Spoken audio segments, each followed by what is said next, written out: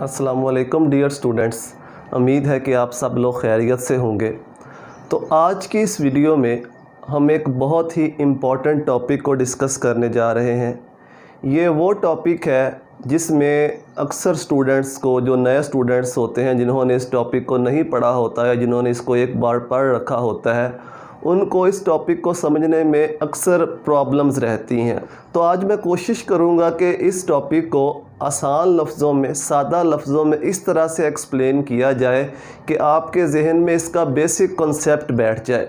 तो मैं आपको रिकमेंड करूंगा कि अगर आप इस वीडियो पे आ ही गए हैं तो आप इस वीडियो को कंप्लीट देखिएगा, ताकि आपको इस टॉपिक का जो कॉन्सेप्ट है वो समझ में आ जाए। तो हम जिस टॉपिक की बात कर रहे हैं, टॉपिक का नाम है क्वांटम नंबर्स। तो हम समझने की कोशिश करते हैं कि ये क्वांटम नंबर्स होते क्या हैं। इस चैप्टर में हमने इलेक्ट्रॉन की न्यूक्लियस के इर्द गिर्द पोजीशन को समझने के लिए मुख्तलिफ एटॉमिक मॉडल्स को पढ़ा। पहले हमने रदरफोर्ड का एटॉमिक मॉडल पढ़ा, फिर उसमें कुछ डिफेक्ट सामने आए, फिर उसको रिमूव करने के लिए बोहर का एटॉमिक मॉडल आया, फिर बोहर के एटॉमिक मॉडल में भी कुछ खामियां सामने आई। फिर उसके बाद डी ब्रोगली ने यह कहा कि जो इलेक्ट्रॉन है वो सिर्फ पार्टिकल नहीं है, बल्कि जब वो न्यूक्लियस के इर्द गिर्द मूव करता है तो वो वेव की तरह बिहेवियर करता है, वेव नेचर शो करता है। इसी चीज़ को लेकर हाइजेनबर्ग ने एक अनसर्टेनिटी प्रिंसिपल भी दिया। यानी इस चैप्टर में हमने ये पढ़ा कि कोई भी एक मॉडल इलेक्ट्रॉन की पोजीशन को न्यूक्लियस के इर्द गिर्द डिस्क्राइब नहीं करता, कंप्लीटली डिस्क्राइब नहीं करता। तो इसके बाद एक बहुत बड़ा नाम आता है श्रोडिंगर। आपके सिलेबस में ये शामिल नहीं है श्रोडिंगर की वेव इक्वेशन, लेकिन श्रोडिंगर ने इलेक्ट्रॉन के लिए एक वेव इक्वेशन ड्राइव की, जिसे हम श्रोडिंगर वेव इक्वेशन कहते हैं।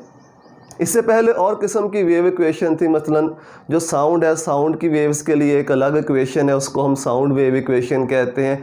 इस तरह से लाइट की वेव्स के लिए एक अलग इक्वेशन है। लेकिन श्रोडिंगर ने जो वेव इक्वेशन ड्राइव की वो इलेक्ट्रॉन के लिए थी, इलेक्ट्रॉन की प्रोबेबिलिटी के लिए थी, इलेक्ट्रॉन की पोजीशन को डिस्क्राइब करने के लिए थी कि जब इलेक्ट्रॉन न्यूक्लियस के इर्द गिर्द रिवॉल्व करता है तो उसकी जो पोजीशन होगी उसको हम कैसे डिटरमाइन करेंगे, कैसे बताएंगे। तो उसके लिए श्रोडिंगर ने एक वेव इक्वेशन बनाई जिसको हम श्रोडिंगर वेव इक्वेशन कहते हैं। उस वेव इक्वेशन से हमारा कोई मतलब नहीं है, हमने उसको नहीं पढ़ना। लेकिन जब उस श्रोडिंगर वेव इक्वेशन को सॉल्व किया गया, उसको हल किया गया, तो इसके 3 पॉसिबल जो थे वो रिजल्ट निकले, 3 पॉसिबल उसके सोल्यूशन आए। उससे हमें 3 क्वांटम नंबर्स का आइडिया मिलता है। वो जो 3 क्वांटम नंबर हैं वो कंबाइंड होके मिल के इलेक्ट्रॉन की कंप्लीट पोजीशन को, इलेक्ट्रॉन के कंप्लीट बिहेवियर को डिस्क्राइब करते हैं। चौथा क्वांटम नंबर भी है, लेकिन वो श्रोडिंगर की वेव इक्वेशन से नहीं आया। वो जो क्वांटम नंबर है वो इलेक्ट्रॉन के स्पिन के लिए है। जो फर्स्ट तीनों क्वांटम नंबर हम पढ़ेंगे, principal quantum number, azimuthal quantum number और मैग्नेटिक क्वांटम नंबर, ये कहाँ से आए हैं? ये श्रोडिंगर की वेव इक्वेशन को जब सॉल्व किया गया तो उसके 3 पॉसिबल सोल्यूशन निकले, उनको हम 3 क्वांटम नंबर्स का नाम दे दिया गया। और ये तीनों क्वांटम नंबर्स इलेक्ट्रॉन की पोजीशन को डिस्क्राइब करते हैं न्यूक्लियस के इर्द गिर्द। तो उन्हीं क्वांटम नंबर्स को हम पढ़ने जा रहे हैं।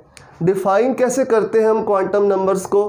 Quantum numbers are set of numerical values. ये न्यूमेरिकल वैल्यूज़ का सेट होता है। हर क्वांटम नंबर न्यूमेरिकल वैल्यूज़ का सेट होगा। वो न्यूमेरिकल वैल्यूज़ नेगेटिव के साथ, नेगेटिव साइन के साथ भी हो सकती हैं, नेगेटिव में भी हो सकती हैं, ज़ीरो भी हो सकती है, पॉजिटिव भी हो सकती हैं। लेकिन हमारा उस न्यूमेरिकल वैल्यू से कोई इतना ताल्लुक नहीं है। उस न्यूमेरिकल वैल्यू का जो कंसेप्ट है, आपने उस कंसेप्ट को समझने की कोशिश करनी है। तो हर क्वांटम नंबर न्यूमेरिकल वैल्यूज़ का सेट है, और ये न्यूमेरिकल वैल्यूज़ का सेट हमें क्या बताता है, किस चीज़ को डिस्क्राइब करता है? पोजीशन और behaviour of electron around the nucleus. यानी जो न्यूमेरिकल वैल्यू का सेट है, जिसे हम क्वांटम नंबर कहते हैं, हर क्वांटम नंबर इलेक्ट्रॉन की पोजीशन को डिस्क्राइब करता है जब इलेक्ट्रॉन न्यूक्लियस के इर्द गिर्द रिवॉल्व करता है। तो सबसे पहला जो क्वांटम नंबर है उसको हम कहते हैं principal quantum number. Principal quantum number, quantum number, या इसी को हम बोहर क्वांटम नंबर भी कह देते हैं। इसी क्वांटम नंबर को क्या कहा जाता है? Bohr quantum number. क्योंकि बोहर ने अपने एटॉमिक मॉडल में हमें क्या बताया था, उसने हमें इलेक्ट्रॉन का न्यूक्लियस से डिस्टेंस, मतलब जो पहला एनर्जी लेवल है उसका कितना डिस्टेंस होगा, जो सेकंड एनर्जी लेवल है न्यूक्लियस से कितना डिस्टेंस होगा, और हर एनर्जी लेवल की एनर्जी कितनी होगी, ये दो चीज़ें उसने हमें बता रखी थी।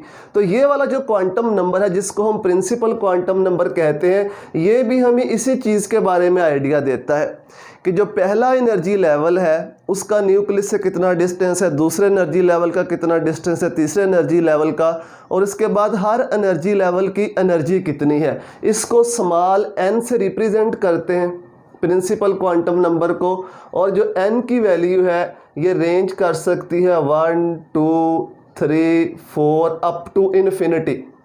बोहर ने भी यही कहा था कि न्यूक्लियस के इर्द गिर्द इन्फिनिट नंबर ऑफ शेल्स होते हैं। n की वैल्यू अगर 1 होगी तो फर्स्ट शेल या फर्स्ट एनर्जी लेवल या फर्स्ट ऑर्बिट, कुछ भी इसे कह सकते हैं। n की वैल्यू 2 होगी तो सेकंड एनर्जी लेवल या सेकंड शेल, 3 होगी तो थर्ड एनर्जी लेवल, 4th होगी तो फोर्थ एनर्जी लेवल, इस तरह से अप टू इन्फिनिटी चलता है। अगर n की वैल्यू 1 होगी तो इसके लिए स्पेसिफिक नेम भी है, उस शेल को हम कहते हैं के शेल। अगर n की वैल्यू 2 होगी तो इस शेल को हम कहते हैं एल शेल।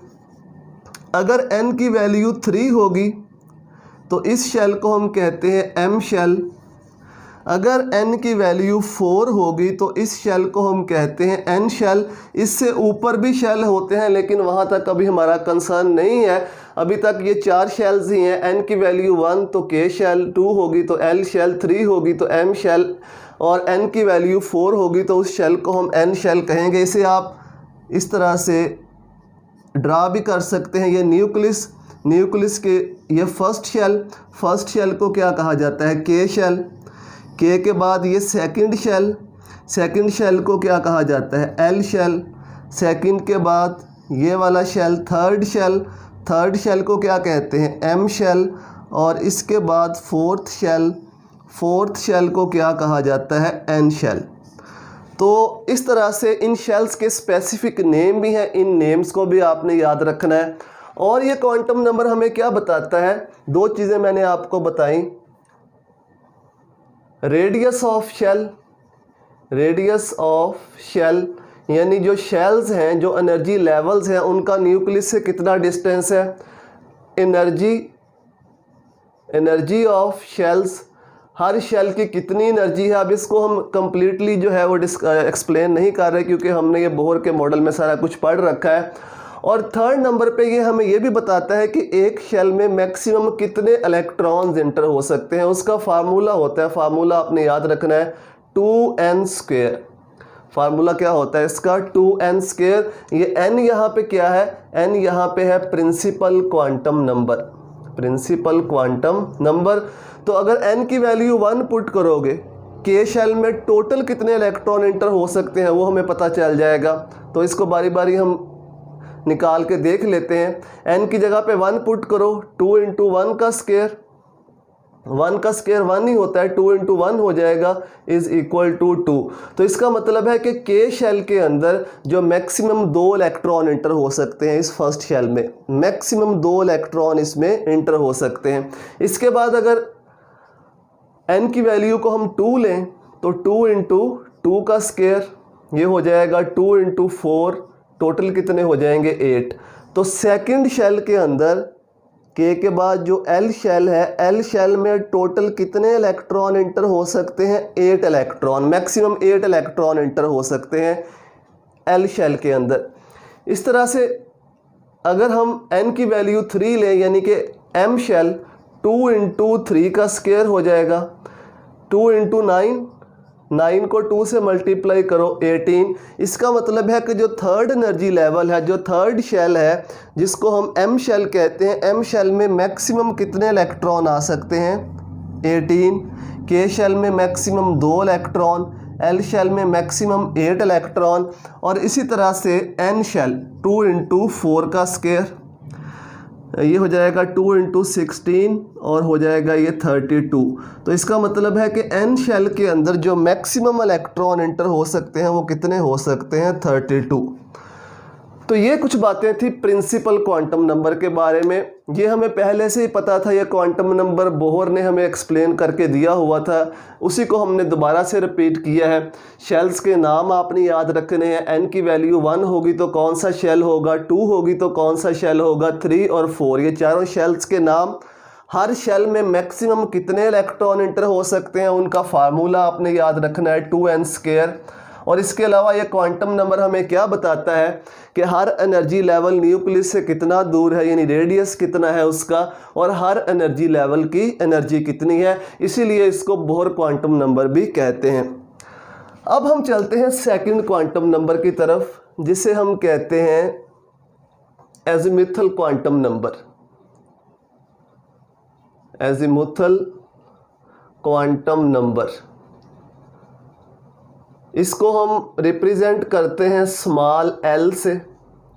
स्मॉल l से इस क्वांटम नंबर को रिप्रेजेंट करते हैं। अब ये क्वांटम नंबर एक्सप्लेन किस चीज़ को करता है? जहाँ पे बोहर मॉडल के हमने डिफेक्ट पढ़े थे, वहाँ पे एक डिफेक्ट हमने पढ़ा था फाइन स्ट्रक्चर का, कि जब हम किसी भी एटम के स्पेक्ट्रम को या हाइड्रोजन एटम के स्पेक्ट्रम को हाई रिजॉल्विंग स्पेक्ट्रोमीटर की मदद से देखते हैं तो हर लाइन जो है वो फर्दर स्प्लिट हो जाती है फाइन लाइंस के अंदर, छोटी छोटी लाइंस के अंदर। उस स्ट्रक्चर को फाइन स्ट्रक्चर कहते हैं। उसको एक्सप्लेन करते हुए मैंने आपको बताया था कि फाइन स्ट्रक्चर का बनना दो चीज़ों को एक्सप्लेन करता है, दो चीज़ों की तरफ निशानदेही करता है। एक तो ये इलेक्ट्रॉन के स्पिन को शो करता है कि इलेक्ट्रॉन जब न्यूक्लियस के इर्द गिर्द मूव करता है तो उसका कोई ना कोई स्पिन होता है, क्लॉकवाइज मूव कर सकते हैं या एंटी क्लॉकवाइज। दूसरा, ये जो फाइन स्ट्रक्चर बनता है ये इस चीज़ को शो करता है कि हर एनर्जी लेवल, जो हर शेल है उसके अंदर भी छोटे छोटे एनर्जी लेवल्स होते हैं, उसके अंदर भी एनर्जी की तकसीम होती है। तो उसी चीज़ को एक्सप्लेन करने के लिए ये वाला क्वांटम नंबर है जिसे हम कहते हैं एजीमुथल क्वांटम नंबर। ये क्वांटम नंबर उन फाइन लाइंस को एक्सप्लेन करता है। ये क्वांटम नंबर हमें ये बताता है कि हर शेल्स के अंदर भी एनर्जी की डिवीज़न होती है, छोटे एनर्जी लेवल्स मौजूद होते हैं। वो जो छोटे एनर्जी लेवल्स होते हैं उनको हम सब शेल्स कहते हैं। जो छोटे एनर्जी लेवल्स होते हैं उनको क्या कहा जाता है? सब शेल्स। तो एक्चुअली ये वाला क्वांटम नंबर हमें सब शेल्स के बारे में बताता है और उनकी शेप्स के बारे में, शेप्स ऑफ ऑर्बिटल्स के बारे में, शेप्स ऑफ ऑर्बिटल्स या सब शेल्स, सब शेल्स की शेप के बारे में ये क्वांटम नंबर हमें बताता है। इस क्वांटम नंबर को हम एंगुलर मोमेंटम क्वांटम नंबर भी कहते हैं। Electron angular momentum quantum number, या इसका एक और नाम भी है, इसको सब्सिडायरी क्वांटम नंबर भी कहते हैं। सब्सिडायरी क्वांटम नंबर, क्योंकि ये वाला जो क्वांटम नंबर है, प्रिंसिपल क्वांटम नंबर, ये इलेक्ट्रॉन के कंप्लीट बिहेवियर को शो नहीं करता, क्योंकि फाइन स्ट्रक्चर को हम इसकी मदद से एक्सप्लेन नहीं कर सकते। तो इसकी मदद करने के लिए ये वाला क्वांटम नंबर इंट्रोड्यूस करवाया गया। इसको हम सब्सिडायरी क्वांटम नंबर भी कहते हैं, जो किसी की हेल्प करने के लिए इंट्रोड्यूस करवाया गया हो। एल से इसको रिप्रेजेंट करते हैं। L की जो वैल्यू है वो 0 से स्टार्ट होके 0, 1, 2, 3 अप टू n-1 यहाँ तक जो है वो कैरी करती है। जो L की वैल्यू है 0 भी हो सकती है, 1 भी हो सकती है, 2 भी हो सकती है, 3 भी हो सकती है, अप टू n-1। यानी कि इस क्वांटम नंबर में हमने ये देखना है कि हर शेल के अंदर आगे कितने सब शेल्स होते हैं, यानी कि जो शेल की डिवीज़न है वो किस तरह से होती है। तो बारी बारी हम इसको एक्सप्लेन करते हैं। If n is equal to 1, अगर n की वैल्यू 1 हो, यानी ये n की वैल्यू 1 हो तो कौन सा शेल होता है? K shell. अब इसके लिए हमने देखना है कि L की कितनी वैल्यूज़ बनती हैं। तो उसका सिंपल तरीका है, यहाँ पे n की जगह पे 1 पुट कर दो। तो n की जगह पे जब 1 पुट करेंगे, 1 - 1 क्या हो जाएगा? 0। अगर n की वैल्यू 1 है तो L की वैल्यू क्या होगी 0। इसका मतलब है कि फर्स्ट शेल के अंदर के शेल के अंदर एक ही सब शेल होता है, क्योंकि एल की एक ही वैल्यू आ रही है। आपने इस वैल्यू पे गौर नहीं करना, आपने देखना है कितनी वैल्यूज़ आ रही हैं, क्योंकि एल की एक ही वैल्यू आ रही है। इसका मतलब है कि के शेल के अंदर एक ही सब शेल होता है और उस सब शेल को हम कहते हैं एस सब शेल। ये मैंने आपको शुरू में बताया था कि आपने वैल्यूज़ पे ज़्यादा तवज्जो नहीं देनी, आपने देखना है कितनी वैल्यूज़ आ रही हैं और उससे उसका जो कंसेप्ट है वैल्यू का वो क्या है। तो L की वैल्यू 0 का मतलब है कि फर्स्ट शेल के अंदर एक ही सब शेल है, क्योंकि एक वैल्यू आ रही है L की, और उस सब शेल को हम क्या नाम दे देते हैं एस सब शेल का। अब आ जाओ n is equal to 2। If n is equal to 2, अगर n की वैल्यू 2 हो तो इस शेल को हम क्या कहते हैं एल शेल। अब यहाँ पे n की जगह पे 2 पुट कर दो, 2 - 1 इज़ इक्वल टू 1। इसका मतलब है कि जो l की वैल्यू है वो यहाँ तक अप्रोच करती है, यहाँ तक अप्रोच करती है, इसके अंदर 0 भी आएगा। l की वैल्यू 0 भी होगी और 1 भी होगी। अब जब n की वैल्यू 2 है तो l की दो वैल्यूज़ हैं, L की वैल्यू 0 भी है और L की वैल्यू 1 भी है। इसका मतलब है कि सेकंड शेल के अंदर L शेल के अंदर दो सब शेल्स होते हैं, क्योंकि L की दो वैल्यूज़ आ रही हैं। जब L की वैल्यू 0 है, ये तो हमें पता है, जब L की वैल्यू 0 है तो कौन सा सब शेल है S सब शेल। और जब L की वैल्यू 1 है, L की वैल्यू 1 है, L की वैल्यू 1 के लिए कौन सा सब शेल होता है P सब शेल। L की वैल्यू 1 के लिए कौन सा सब शेल होता है P sub shell. If n is equal to 3, अगर n की वैल्यू 3 हो तो कौन सा शेल होता है, उसको हम कहते हैं M शेल। M shell. अगर n की वैल्यू 3 हो तो यहाँ पे 3 पुट कर दो, 3 - 1 कितना हो जाएगा 2। इसका मतलब है कि L की जो वैल्यूज़ हैं वो यहाँ तक आती हैं, 0, 1 और 2। 3 वैल्यूज़ बनेगी L की, L is equal to 0, L is equal to 1 and L is equal to 2। L is equal to 0, अगर L की वैल्यू 0 हो तो कौन सा सब शेल होता है S सब शेल, पीछे पढ़ रखा है हमने। अगर L की वैल्यू 1 हो तो कौन सा सब शेल होता है P सब शेल, और अगर L की वैल्यू 2 हो तो D सब शेल। L की वैल्यू अगर 2 हो तो वो किस सब शेल को शो करती है D सब शेल को शो करती है।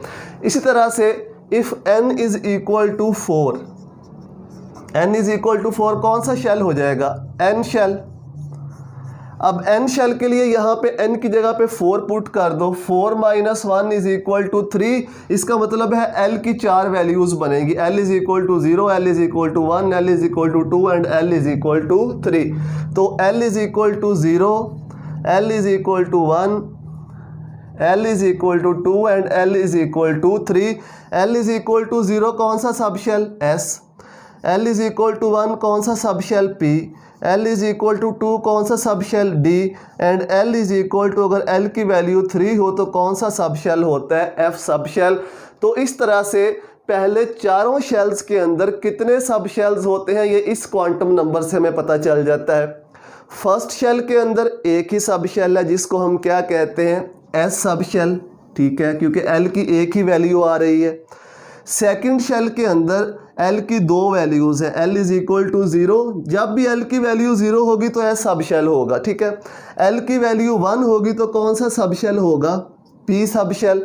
तो सेकंड शेल में दो सब शेल्स होते हैं, यानी दो एनर्जी लेवल्स होते हैं। इस तरह से थर्ड शेल के अंदर 3 सब शेल्स होते हैं, S sub shell, P sub shell और कौन सा होता है D सब शेल। इस तरह से फोर्थ शेल में 4 सब शेल होते हैं, S sub shell, P sub shell, D sub shell और F सब शेल। अब इन सब शेल्स में कितने इलेक्ट्रॉन इंटर हो सकते हैं वो भी हम कैलकुलेट कर सकते हैं। उसके लिए भी फार्मूला है कि हर सब शेल के अंदर कितने इलेक्ट्रॉन इंटर हो सकते हैं। उसका फार्मूला है 2 × 2l + 1। ये जो L है ये किसको रिप्रेजेंट करता है, ये रिप्रेजेंट करता है एज़िमुथल क्वांटम नंबर को। फॉर एग्जांपल हमने एस सब शेल में देखना है कितने इलेक्ट्रॉन एंटर हो सकते हैं मैक्सिमम, तो एस के लिए एल की वैल्यू आपने देखनी कितनी है, 0 है, तो यहाँ पे 0 पुट कर दो। हमने देखना है कि डी सब शेल के अंदर कितने मैक्सिमम इलेक्ट्रॉन एंटर हो सकते हैं, तो डी सब शेल के लिए एल की वैल्यू कितनी होगी, 2 होगी, तो यहाँ पे 2 पुट कर दो, आपको डी सब शेल में इलेक्ट्रॉन का पता चल जाएगा।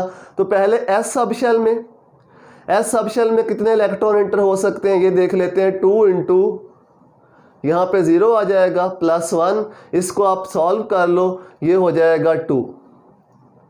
तो एस सब शेल के अंदर maximum 2 electron, S sub shell के अंदर मैक्सिमम 2 इलेक्ट्रॉन, कोई भी एस सब शेल हो, एस सब शेल के अंदर मैक्सिमम 2 इलेक्ट्रॉन जो है वो इंटर हो सकते हैं। इस तरह से पी सब शेल पे आ जाओ। जब पी सब शेल की हम बात करेंगे तो एल की वैल्यू देख लो कितनी है, पी के लिए 1 है, तो 2 इंटू 1 + 1, इसको सॉल्व कर लो। अब जब आप सॉल्व करोगे तो ये आएगा 6 इलेक्ट्रॉन। इसका मतलब है जहाँ पे भी पी सब शेल आएगा उस पी सब शेल में मैक्सिमम 6 इलेक्ट्रॉन इंटर हो सकते हैं, मैक्सिमम। ये मैं मैक्सिमम की बात कर रहा हूँ, इससे कम हो सकते हैं, इससे ज़्यादा नहीं हो सकते, ये मैक्सिमम 6 इलेक्ट्रॉन। इस तरह से डी सब शेल 2 इंटू अब एल की जगह पे क्या वैल्यू आएगी, डी के लिए 2 + 1, जब आप इसको सॉल्व करोगे तो ये हो जाएंगे 10 इलेक्ट्रॉन। तो डी सब शेल के अंदर मैक्सिमम कितने इलेक्ट्रॉन इंटर हो सकते हैं, 10 इलेक्ट्रॉन। इस तरह से एफ सब शेल की बात कर लो।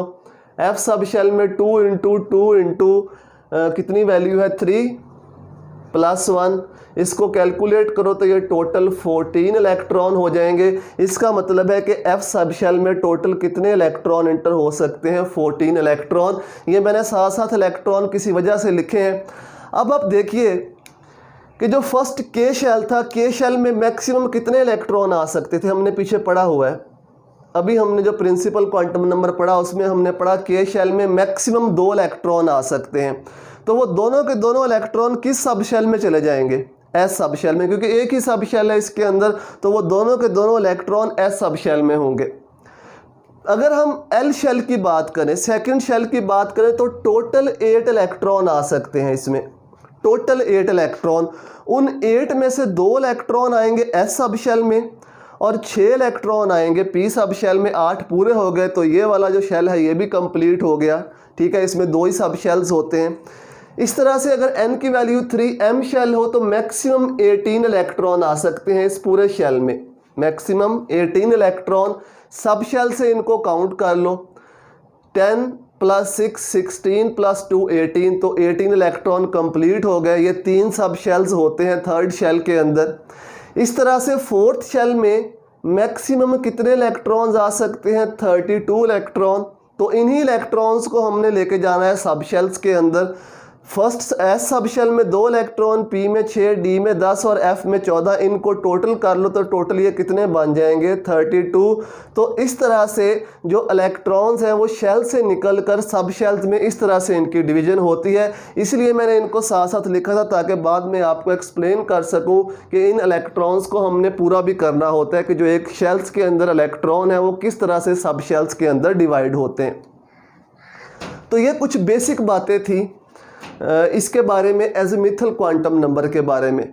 और मैंने आपको बताया कि ये वाला जो क्वांटम नंबर है ये शेप्स ऑफ ऑर्बिटल्स के बारे में बताता है, ये शेप्स ऑफ सब शेल्स के बारे में बताता है। जो एस सब शेल है इसकी शेप होती है स्फेरिकल। एस सब शेल की शेप जो होती है ये क्या होती है, स्फेरिकल। मतलब अगर 1s होगा तो इस तरह से होगा, 2s होगा तो इसका साइज़ थोड़ा बढ़ जाएगा लेकिन होगा स्फेरिकल, 3s होगा तो साइज़ और बड़ा हो जाएगा लेकिन रहेगा स्फेरिकल, ठीक है। इस तरह से पी सब शेल, पी की जो शेप होती है उसको डम्बल शेप कहते हैं।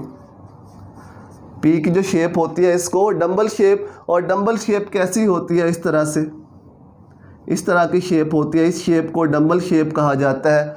और जो डी और एफ सब शेल हैं इनकी जो शेप्स होती हैं वो कॉम्प्लिकेटेड होती हैं, कॉम्प्लिकेटेड शेप्स, यानी तमाम ऑर्बिटल्स की जो शेप है वो एक जैसी नहीं होती, मिक्स्ड शेप होती हैं। तो इन शेप्स को क्या कहा जाता है कि ये कॉम्प्लिकेटेड शेप्स रखते हैं। पी की कैसी शेप होती है, डी और एफ की कैसी होती है। पी की शेप्स के बारे में मैं आपको बताऊंगा अभी एंड पे, और डी की शेप के बारे में बताऊंगा कि पी ऑर्बिटल्स की जो शेप है वो कैसी होती है और डी ऑर्बिटल की जो शेप है वो कैसी होती है। एक लास्ट बात इसी में एज़िमुथल क्वांटम नंबर में आपने ये याद रखना है कि हर शेल में कितने सब शेल होते हैं। अगर आपको ये याद नहीं होगा तो आप जो इसकी इलेक्ट्रॉनिक कॉन्फ़िगरेशन लिखेंगे किसी भी एटम की तो वहाँ पे आपको कन्फ्यूजन होगी। आप इसलिए आपने इसको अच्छी तरह से याद रखना है। फर्स्ट शेल में सिर्फ एक ही सब शेल होता है, इसको हम 1s कहते हैं। ठीक है, 1 मैंने आपको बता दिया क्योंकि पहले शेल का सब शेल है तो इसको 1s कहेंगे। दूसरे शेल में 2 सब शेल है s और p, तो इसको 2s कहेंगे। इसको क्या कहेंगे, 2p, क्योंकि ये दूसरे शेल के सब शेल हैं। ये वाले तीसरे शेल के सब शेल हैं तो इसको कहेंगे 3s, 3p एंड 3d। इस तरह से चौथे शेल के जो सब शेल्स हैं वो होंगे 4s, 4p, 4d and 4f। अब जो बात मैं आपको बताना चाहता हूँ, आप देखें कि जो s सब शेल है वो फर्स्ट ऑर्बिट से शुरू हो जाता है, पहले शेल से ही शुरू हो जाता है, लेकिन जो p सब शेल है वो दूसरे शेल से शुरू होता है। पहले में कोई p नहीं होता, 1p नाम की कोई चीज़ नहीं होती, सिर्फ 1s होता है। ठीक है, इस तरह से जो d सब शेल है वो सेकंड में d नज़र नहीं हमें आ रहा है। d कहाँ से शुरू होगा, वो थर्ड से शुरू होगा, 3d। जो d स्टार्ट होते हैं वो 3 से होते हैं, 3d। कोई 1d नहीं होता, कोई 2d नहीं होता। जो d सब शेल होते हैं वो कहाँ से स्टार्ट होते हैं, वो थर्ड शेल से स्टार्ट होते हैं। इस तरह से जो f सब शेल हैं वो कहाँ से स्टार्ट होते हैं, फोर्थ शेल से, यानी 4f के बाद 5f आएगा, 6s आएगा, लेकिन इससे नीचे नहीं हो सकता। 3f नहीं होता, 2f नहीं होता, 1f नहीं होता। तो जो s सब शेल हैं वो पहले शेल से शुरू हो जाते हैं, लेकिन जो p सब शेल हैं वो सेकंड शेल से शुरू होते हैं। जो d सब शेल हैं वो थर्ड शेल से शुरू होते हैं, और जो f सब शेल हैं वो फोर्थ शेल से शुरू होते हैं। इस बात को अच्छी तरह से जहन में रखना है, क्योंकि यही चीज़ें बाद में जब हम इलेक्ट्रॉनिक कॉन्फ़िगरेशन लिख रहे होते हैं, उसको समझ रहे होते हैं, तो वहाँ पे कन्फ्यूजन क्रिएट करती हैं कि हमने 1s तो लिखा, 1p क्यों नहीं लिखा, 1d क्यों नहीं लिखा, या हमने 2d क्यों नहीं लिखा, या हमने 3f क्यों नहीं लिखा, क्योंकि 3f होता ही नहीं है, 2d होता ही नहीं है। यहाँ से आपने इसका अच्छी तरह से कंसेप्ट जहन में बिठा के जाना है, जो हमने यहाँ पे इसको पढ़ा है। जो थर्ड क्वांटम नंबर है magnetic quantum number, magnetic quantum number, इसको हम स्मॉल m से रिप्रेजेंट करते हैं मैग्नेटिक क्वांटम नंबर को। बोहर के मॉडल में हमने एक डिफेक्ट पढ़ा था, ज़ीमान इफेक्ट। ज़ीमान इफेक्ट हमें ये बताता है कि जब हम एक्साइटेड हाइड्रोजन एटम को मैग्नेटिक फील्ड में प्लेस करते हैं और उससे निकलने वाली लाइट का स्पेक्ट्रा बनाते हैं, तो वो जो लाइंस होती हैं, जो स्पेक्ट्रल लाइंस होती हैं, वो फर्दर स्प्लिट हो जाती हैं in the presence of magnetic field. अब ये क्यों होती हैं, बोहर ने इसको एक्सप्लेन नहीं किया, या प्रिंसिपल क्वांटम नंबर की मदद से हम इसको एक्सप्लेन नहीं कर सके। तो मैग्नेटिक फील्ड की मौजूदगी में वो जो लाइंस होती हैं क्यों बनती हैं, उसको एक्सप्लेन करने के लिए मैग्नेटिक क्वांटम नंबर को इंट्रोड्यूस करवाया गया। एक्चुअली मैग्नेटिक क्वांटम नंबर हमें ये बताता है कि मैग्नेटिक फील्ड की जो गैर मौजूदगी में जो सब शेल्स होते हैं वो सब शेल्स डीजेनरेट होते हैं। मैग्नेटिक फील्ड की गैर मौजूदगी में जो सब शेल्स होते हैं, जो ऑर्बिटल्स होते हैं, वो डीजेनरेट होते हैं, यानी इक्वल एनर्जी के होते हैं। जैसे ही हम मैग्नेटिक फील्ड अप्लाई करते हैं, उन सब शेल्स की, उन ऑर्बिटल्स की जो डीजेनरेसी है वो ख़त्म हो जाती है, उनकी जो इक्वल एनर्जी है वो ख़त्म हो जाती है, और वो जो सब शेल्स होते हैं, जो ऑर्बिटल्स होते हैं, ख़ुद को डिफरेंट डायमेंशंस में अरेंज कर लेते हैं। इसीलिए जो स्पेक्ट्रल लाइंस है उनकी स्प्लिटिंग होती है in the presence of magnetic field. तो एक्चुअली ये वाला जो क्वांटम नंबर है ये किस चीज़ का हमें आइडिया देता है, ये हमें आइडिया देता है ओरिएंटेशन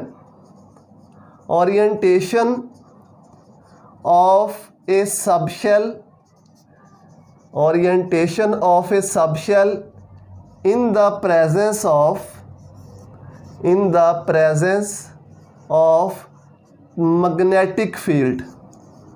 यानी मैग्नेटिक फील्ड में कोई भी सब शेल खुद को कितने डिफरेंट तरीक़ों से अरेंज कर सकता है, उसकी कितनी ओरिएंटेशंस बन सकती हैं, कितनी सिमतें बन सकती हैं मैग्नेटिक फील्ड की मौजूदगी में। इसको हम एक्सप्लेन करते हैं किसकी मदद से, मैग्नेटिक क्वांटम नंबर की मदद से। तो यही हमने इसमें पढ़ना है कि जब हम मैग्नेटिक फील्ड अप्लाई करते हैं तो सब शेल्स की, जो हम पीछे सब शेल्स पढ़ के आए हैं, S sub shell, P sub shell, D sub shell, F sub shell, उनकी कितनी ओरिएंटेशंस बनती हैं, कितनी सिमतें बनती हैं, उन्हीं ओरिएंटेशंस को हम ऑर्बिटल्स कह देते हैं। इन्हीं ओरिएंटेशंस को हम क्या कह देते हैं? ऑर्बिटल्स। ओरिएंटेशंस को क्या कहा जाता है? और ये थ्री डिमेंशन में होते हैं, 3 डिमेंशन ओरिएंटेशंस होते हैं। तो इसका मतलब जो ऑर्बिटल्स होते हैं वो 3 डिमेंशनल होते हैं। एम की वैल्यू 0 से स्टार्ट हो सकती है, may be +-1, +-2, +-3 and so on. इस तरह से एम की वैल्यू जो है वो मूव करती है। और जो m की वैल्यू है वो l के ऊपर डिपेंड करती है। l मतलब एज़िमुथल क्वांटम नंबर। अगर l की वैल्यू 0 होगी तो m की वैल्यू भी 0 होगी। अगर l की वैल्यू 1 होगी तो m की 2 वैल्यूज़ होंगी, 0 और +-1। अगर l की वैल्यू 2 होगी तो m की ये वैल्यूज़ बनेंगी 0, +-1, +-2। इस तरह से अगर l की वैल्यू 3 होगी तो m की वैल्यूज़ बनेंगी 0, +-1, +-2, +-3। यानी कि जो m की वैल्यूज़ हैं वो किसके ऊपर डिपेंड करती हैं? वो l के ऊपर, एज़िमुथल क्वांटम नंबर के ऊपर डिपेंड करती हैं। तो चलिए इसको समझते हैं। If l is equal to 0, अगर l की वैल्यू 0 हो तो कौन सा सब शेल होता है? s sub shell. पढ़ रखा है हमने अभी पीछे। अब s सब शेल की कितनी ओरिएंटेशंस बन सकती हैं, कितनी सिमतें बन सकती हैं, वो हम देखते हैं। अगर l की वैल्यू 0 होगी तो m की वैल्यू भी 0 होगी, यानी एक ही ओरिएंटेशन बनती है। एक वैल्यू का मतलब एक ओरिएंटेशन बनती है, और इस ओरिएंटेशन को, इस ऑर्बिटल को हम s ऑर्बिटल ही कहते हैं। इस ओरिएंटेशन को या इस ऑर्बिटल को हम क्या कहते हैं? s ऑर्बिटल ही कहते हैं। तो इसका मतलब है मैग्नेटिक फील्ड की मौजूदगी में जो s सब शेल है उसकी एक ही ओरिएंटेशन होती है, एक ही ऑर्बिटल होता है। उस ऑर्बिटल को हम s ऑर्बिटल का ही नाम देते हैं। If l is equal to 1, अगर l की वैल्यू 1 हो तो कौन सा सब शेल होता है? p sub shell. अब p सब शेल की कितनी ओरिएंटेशंस बनेगी? तो m की वैल्यू होगी 0 से +-1 तक। यानी अगर इसको हम ओपन करके लिखें तो ये 3 वैल्यूज़ बनती हैं। m is equal to -1, m is equal to 0 और m इज़ इक्वल टू +1। इसको ओपन कर लो, ओपन करके ये होगा -1, 0 और +1। 3 वैल्यूज़ हैं, तो इसका मतलब p सब शेल की 3 ओरिएंटेशंस हैं, 3 ऑर्बिटल्स होते हैं। इन 3 वैल्यूज़ का ये मतलब है। इन ऑर्बिटल्स के नाम भी हैं। p के अंदर जो ओरिएंटेशंस होती हैं, एक x एक्सिस के अलॉन्ग होती है, उसको px कह देते हैं। y एक्सिस के अलॉन्ग उसको py कह देते हैं, और z एक्सिस के अलॉन्ग उसको pz कहते हैं। नाम आपने पहले सुने होंगे। तो यहाँ से इसका आइडिया हमें मिला कि p ऑर्बिटल्स या p सब शेल्स की स्पेस में 3 ओरिएंटेशंस होती हैं, उनको हम px, py और pz कहते हैं। इसके बाद अगर l की वैल्यू 2 हो, if l is equal to 2, तो इसका मतलब कौन सा सब शेल आ गया? d sub shell.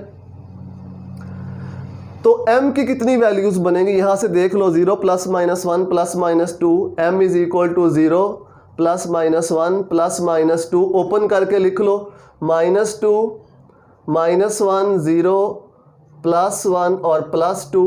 टोटल गिन लो, 1, 2, 3, 4 और 5 वैल्यूज़ बनती हैं। इसका मतलब है कि डी सब शेल की 5 ओरिएंटेशंस पॉसिबल हैं, 5 ऑर्बिटल्स पॉसिबल हैं डी सब शेल के अंदर। कौन कौन सी वैल्यूज़ बनती हैं? m is equal to -2, m is equal to -1, m is equal to 0, m is equal to +1, m is equal to +2। और इनके नेम भी हैं। इस ऑर्बिटल को हम कहते हैं dxy, dyz, इसको dz² या dz², इसको dzx, और इसको हम कहते हैं dx² y²। तो ये इन ऑर्बिटल्स के नाम हैं, नाम साथ मैंने लिख दिए हैं। ये 5 ऑर्बिटल्स होते हैं, 5 ओरिएंटेशंस होती हैं किस सब शेल के अंदर? डी सब शेल के अंदर। और लास्ट में if l is equal to 3, तो कौन सा सब शेल आ गया? l is equal to 3, f sub shell. कौन सा सब शेल आ गया? F sub shell. अब कितनी वैल्यूज़ बनेंगी m की, यहाँ से देख लो यहाँ तक m की वैल्यू 0 +- 1 +- 2 +- 3। इसको ओपन करके लिख लो। जब ओपन करोगे तो ये होगा -3 -2 -1 0 +1 +2 और +3। टोटल कितनी वैल्यूज़ बनती हैं? टोटल 7 वैल्यूज़ बनती हैं। तो इसका मतलब है कि एफ सब शेल की स्पेस में 7 ओरिएंटेशंस पॉसिबल हैं। m = -3, m = -2, m = -1, m m = +1, m = +2, m = +3। ये मैंने आपको पहले बताया है कि आपने इन वैल्यूज़ को देख के परेशान नहीं होना, आपने इनका मतलब समझना है कि इनका मतलब क्या है। इसका मतलब 7 वैल्यूज़ का मतलब है कि डी जो एफ सब शेल है उसकी स्पेस में 7 ओरिएंटेशंस हैं, 7 ऑर्बिटल्स होते हैं। और एक और इम्पॉर्टेंट बात, हर ऑर्बिटल में मैक्सिमम 2 इलेक्ट्रॉन आ सकते हैं। Each orbital can have maximum of 2 electrons. 2 electrons maximum आ सकते हैं। देखो डी सब शेल में टोटल कितने इलेक्ट्रॉन आ सकते हैं? 10 इलेक्ट्रॉन टोटल आ सकते हैं डी सब शेल में। अब उन्हीं इलेक्ट्रॉन्स ने इन ऑर्बिटल्स में जाना है, तो एक ऑर्बिटल में मैक्सिमम 2 इलेक्ट्रॉन आ सकते हैं। टोटल कितने ऑर्बिटल हैं? 5 हैं। तो 5 को 2 से मल्टीप्लाई कर दो, कितने हो जाएंगे? 10 इलेक्ट्रॉन। इस तरह से एफ सब शेल में टोटल 14 इलेक्ट्रॉन आ सकते हैं। कितनी इसकी ओरिएंटेशन बनती है, कितने इसके ऑर्बिटल बनते हैं? 7 ऑर्बिटल। हर ऑर्बिटल में 2 इलेक्ट्रॉन, 2 को 7 से मल्टीप्लाई कर दो तो टोटल 14 जो होंगे वो कंप्लीट हो जाएंगे। तो हर ऑर्बिटल के अंदर मैक्सिमम 2 इलेक्ट्रॉन्स जो हैं वो आ सकते हैं। तो ये 3 वो क्वांटम नंबर थे जिनको श्रोडिंगर की वेव इक्वेशन को जब सॉल्व किया गया तो उसके जो 3 पॉसिबल सॉल्यूशन बने वो ये थे।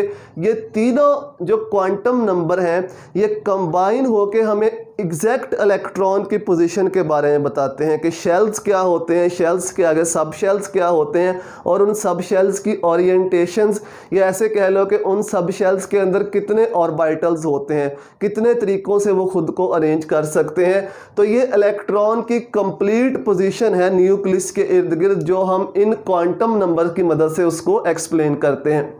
तो प्यारे बच्चों, हमने तीनों क्वांटम नंबर के कंसेप्ट को समझ लिया।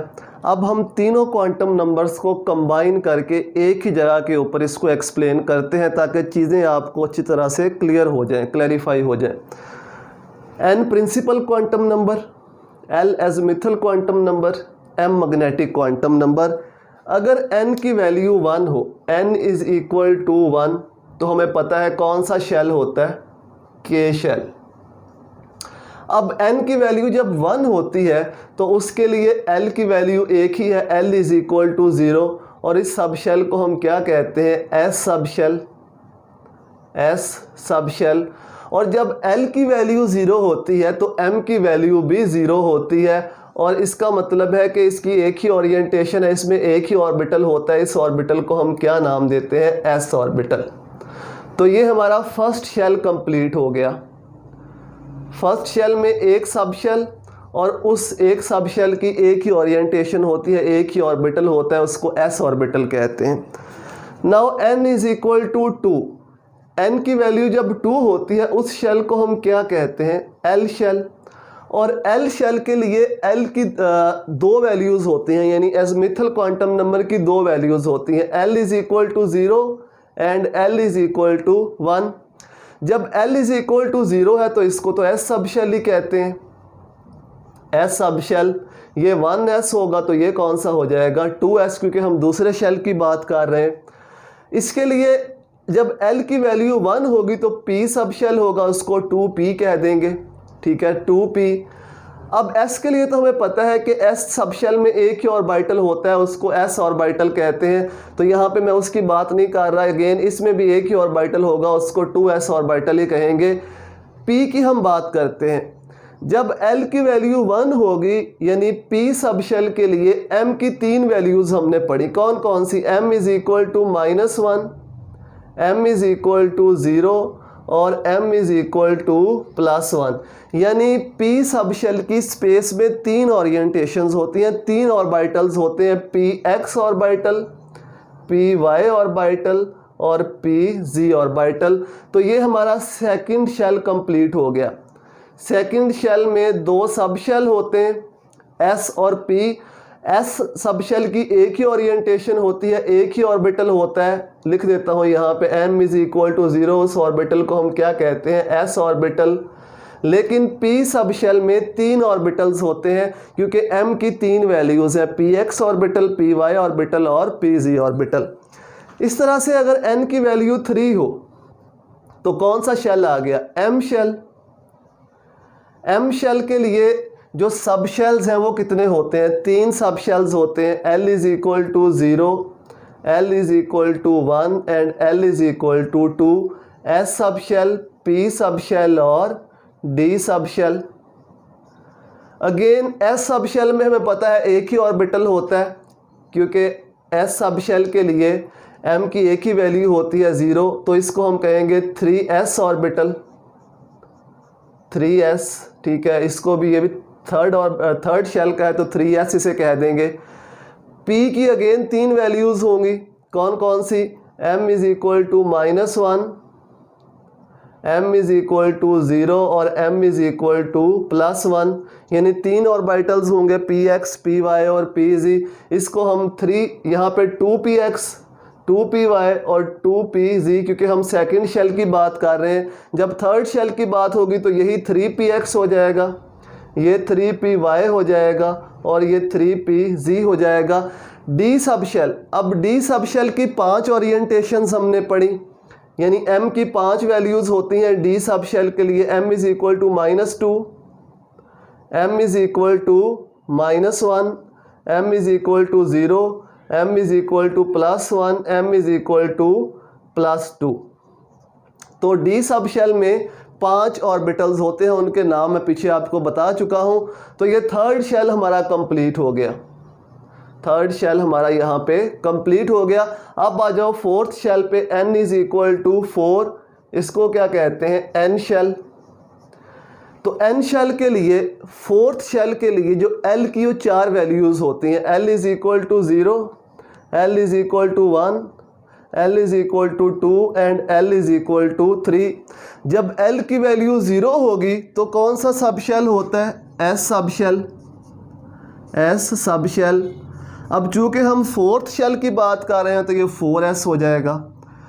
l की वैल्यू 1 होगी तो p सब शेल, 4p हो जाएगा ये। l की वैल्यू 2 होगी तो d सब शेल, 4d लिख देंगे इसे। और l की वैल्यू 3 होगी तो f सब शेल, इसको 4f लिख देंगे। ये 3s, 3p और 3d। जब हम थर्ड शेल की बात कर रहे हैं, फोर्थ की कर रहे हैं तो 4s, 4p, 4d और 4f। तो इसके लिए जो ऑर्बिटल्स हैं, अब सारे ऑर्बिटल्स नहीं लिख रहा, s के अंदर 1 ऑर्बिटल होता है, p के अंदर 3 होते हैं, d के अंदर 5 होते हैं। इसको हम 4s कह देंगे, 4px, 4py और 4pz। इस तरह d के साथ भी 4 लगा देंगे। और f की 7 ओरिएंटेशंस होती हैं क्योंकि m की 7 वैल्यूज़ हैं, कौन कौन सी, -3, -2, 0, सॉरी -1, 0, +1, +2 और +3। तो ये 7 ओरिएंटेशंस हैं। इसका मतलब जो f सब शेल है उसमें 7 ऑर्बिटल्स होते हैं। तो ये तीनों क्वांटम नंबर्स को हमने कंबाइन करके पढ़ लिया। पहले हमने इसको डिटेल से पढ़ा। अब यहाँ से इस टेबल से, अगर आपको पहले से ही क्वांटम नंबर का आइडिया है तो इस टेबल से आप इजीली इन क्वांटम नंबर्स को समझ सकते हो। तीनों क्वांटम नंबर जो फर्स्ट वाले हैं, principal quantum number, azimuthal quantum number और मैग्नेटिक क्वांटम नंबर। अब फोर्थ क्वांटम नंबर है स्पिन क्वांटम नंबर, उसको भी इसके साथ ही हम डिस्कस कर लेते हैं। तो जैसा कि मैंने शुरू में आपको बताया था कि जो स्पिन क्वांटम नंबर है ये इलेक्ट्रॉन के स्पिन को रिप्रेजेंट करता है। एक्चुअली जो इलेक्ट्रॉन का स्पिन है वो 2 तरीके से हो सकता है। इलेक्ट्रॉन जो मूव करता है, एक तो वो न्यूक्लियस के इर्द गिर्द मूव करता है, दूसरा वो अपने ही एक्सिस के इर्द गिर्द भी मूव करता है। जिस तरह ज़मीन है, ज़मीन सूरज के इर्द गिर्द भी मूव करती है और अपने ही एक्सिस के इर्द गिर्द भी मूव करती है, जिससे दिन और रात बनते हैं। तो सेम इलेक्ट्रॉन न्यूक्लियस के इर्द गिर्द मूव करते हुए अपने ही एक्सिस के इर्द गिर्द भी मूव करता है। वो मूवमेंट क्लॉकवाइज भी हो सकती है और एंटी क्लॉकवाइज भी। और इसका आइडिया हमें कहाँ से मिलता है? स्पिन क्वांटम नंबर से। अगर हम अल्कली मेटल्स को देखें, जितनी भी अल्कली मेटल्स हैं, लिथियम, सोडियम, पोटाशियम वगैरह, अल्कली मेटल्स में एक वैलेंस इलेक्ट्रॉन होता है, यानी उनके बैरूनी शेल में एक इलेक्ट्रॉन होता है। ऑल अल्कली मेटल्स है वन वैलेंस इलेक्ट्रॉन। अगर हम सोडियम के स्पेक्ट्रम की बात करें, पीछे हम पढ़ चुके हैं, जब हम सोडियम का स्पेक्ट्रम बनाते हैं तो सामने स्क्रीन के ऊपर दो येलो लाइंस बन जाती हैं सोडियम के स्पेक्ट्रम की। इस तरह से दो येलो लाइंस बनती हैं, स्क्रीन के ऊपर सोडियम का स्पेक्ट्रम बनता है। जब इन येलो लाइंस को हम हाई रिजॉल्विंग स्पेक्ट्रोमीटर से देखते हैं, यानी इस स्पेक्ट्रम को, सोडियम के स्पेक्ट्रम को हम हाई रिजॉल्विंग स्पेक्ट्रोमीटर से ऑब्जर्व करते हैं, तो ये जो स्पेक्ट्रल लाइंस हैं ये डबलेट लाइन में स्प्लिट हो जाती हैं, यानी इनमें हमें दो लाइंस नज़र आती हैं। इस तरह से ये स्प्लिट हो जाती हैं, एक लाइन ऊपर और एक लाइन नीचे। इस तरह से ये लाइन भी डबलेट में स्प्लिट हो जाती है, एक लाइन ऊपर और एक लाइन नीचे। तो ये डबलेट लाइन जो है ये फाइन स्ट्रक्चर से डिफरेंट होती है। जो हम पीछे फाइन स्ट्रक्चर की बात करते आ रहे हैं उससे डिफरेंट होती है। इस डबलेट लाइन को एक्सप्लेन करते हुए ये कहा गया कि जो इलेक्ट्रॉन है, ये डबलेट लाइन उस इलेक्ट्रॉन के स्पिन को रिप्रेजेंट करती है कि इलेक्ट्रॉन जब अपने ही एक्सिस के इर्द गिर्द मूव करता है किसी ऑर्बिटल में रहते हुए, तो वो दो तरीके से मूव कर सकता है। इलेक्ट्रॉन की जो मूवमेंट है वो क्लॉकवाइज भी हो सकती है, क्लॉकवाइज जिस तरह क्लॉक मूव करता है, क्लॉकवाइज मूवमेंट, या इलेक्ट्रॉन की जो मूवमेंट है वो एंटी क्लॉकवाइज भी हो सकती है। इस तरह से एंटी क्लॉकवाइज मूवमेंट। तो स्पिन क्वांटम नंबर की दो वैल्यूज़ हैं, +1/2 एंड -1/2। जो +1/2 है ये क्लॉकवाइज मूवमेंट को शो करती है इलेक्ट्रॉन के, और जो -1/2 वैल्यू है ये किसको शो करते हैं? ये एंटी क्लॉकवाइज के। ये शुरू में मैंने आपको बताया था कि जो फाइन स्ट्रक्चर बनता है वो फाइन स्ट्रक्चर जो है ये दो चीज़ों को एक्सप्लेन करता है। एक तो वो इलेक्ट्रॉन के स्पिन को, और दूसरा वो शेल्स के अंदर जो मज़ीद छोटे एनर्जी लेवल्स होते हैं उनको। वो जो छोटे एनर्जी लेवल्स होते हैं उनको तो हम बात कर चुके हैं एज़ीमुथल क्वांटम नंबर में। और यहाँ से सोडियम के या अल्कली मेटल के स्पेक्ट्रम से हमें ये पता चलता है कि सोडियम का या जो दूसरी अल्कली मेटल का जो स्पेक्ट्रम बनता है, ये फाइन स्ट्रक्चर बनता है, ये जो हम पीछे फाइन स्ट्रक्चर पढ़ के आए हैं उससे थोड़ा डिफरेंट होता है। इन लाइंस के दरमियान स्पेसिंग ज़्यादा होती है और लाइंस भी दो दो ही बनती हैं, डबलेट लाइन बनती है। इस डबलेट लाइन को फिर एक्सप्लेन करते हुए कहा गया कि ये इलेक्ट्रॉन के स्पिन को शो करती हैं। या तो इलेक्ट्रॉन का स्पिन क्लॉकवाइज हो सकता है या इलेक्ट्रॉन का जो स्पिन है वो एंटी क्लॉकवाइज हो सकता है। तो एस की दो वैल्यूज़ हैं, +1/2 क्लॉकवाइज स्पिन के लिए और -1/2 एंटी क्लॉकवाइज स्पिन के लिए। अब लास्ट में हम ऑर्बिटल्स की शेप्स को भी डिस्कस कर लेते हैं इसके साथ ही। S orbitals, s orbital 1s हो सकता है, 2s, 3s कुछ भी हो सकता है। तो जो एस ऑर्बिटल्स होते हैं वो स्फेरिकल होते हैं। एस ऑर्बिटल्स जो है वो स्फेरिकल होते हैं। फॉर एग्जांपल 1s ऑर्बिटल कुछ इस तरह से हो सकता है। अगर 2s होगा तो उसका साइज़ बड़ा हो जाएगा लेकिन वो स्फेरिकल ही रहेगा। 3s होगा तो साइज़ थोड़ा और बड़ा हो जाएगा लेकिन स्फेरिकल ही रहेगा। 4s होगा तो साइज़ थोड़ा और बड़ा हो जाएगा। जो p ऑर्बिटल्स होते हैं, p ऑर्बिटल्स डम्बल शेप के होते हैं, डम्बल शेप। 3 p ऑर्बिटल्स हमने पढ़े, कौन कौन से? px, py और pz ऑर्बिटल। अब इनकी शेप्स कैसी होंगी? जो px ऑर्बिटल है ये भी डम्बल होगा, py भी, pz भी डम्बल शेप का होगा, लेकिन ये अलोंग स्पेसिफिक एक्सिस होंगे, ये सिमेट्रिकल होता है। जो s ऑर्बिटल्स हैं ये सिमेट्रिकल होते हैं। सपोज ये s ऑर्बिटल है, ये एक्सिस है, x एक्सिस, y एक्सिस और z एक्सिस, ये तीनों एक्सिस के अलोंग सिमेट्रिकल होता है, लेकिन ये एक्सिस के ऊपर लाई करते हैं। सपोज पी एक्स ऑर्बिटल ये एक्स एक्सिस है तो इसकी लोब्स कुछ इस तरह से होंगी, इनको लोब्स कहते हैं। जो खाने से बन रहे हैं इन खानों को लोब्स कहते हैं। ये पी एक्स ऑर्बिटल है, पी वाई ऑर्बिटल इस तरह से वाई एक्सिस पे होगा, इसको पी वाई ऑर्बिटल कह देंगे। जो पी जी ऑर्बिटल होगा वो किस एक्सिस पे होगा, वो जी एक्सिस पे होगा। इसको आप इकट्ठे भी बना सकते हो इस तरह एक लाइन के ऊपर, यहाँ पे एक्स, इसको पी एक्स ऑर्बिटल, यहाँ पे पी वाई ऑर्बिटल और यहाँ पे पी जी। अगर अलग अलग बनाना है तो आप इसको अलग अलग भी बना सकते हो। इस तरह से जो डी ऑर्बिटल्स हैं मैंने बताया कि उनकी जो शेप है वो कॉम्प्लिकेटेड होती है, कॉम्प्लिकेटेड शेप होती है।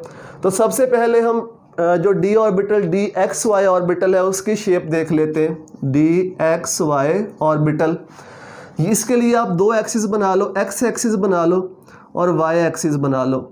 इनकी जो लोब्स हैं डी एक्स वाई ऑर्बिटल की, ये इन एक्सिस के दरमियान में होती हैं। ये एक्स एक्सिस है, ये वाई एक्सिस है, तो इस तरह से इसकी लोब्स आएंगी इनके दरमियान में, लाइक दिस। लोब्स जो होंगी वो एक्सिस के दरमियान में होंगी, एक्स एक्सिस और वाई एक्सिस के दरमियान में, इस तरह से डी वाई जी।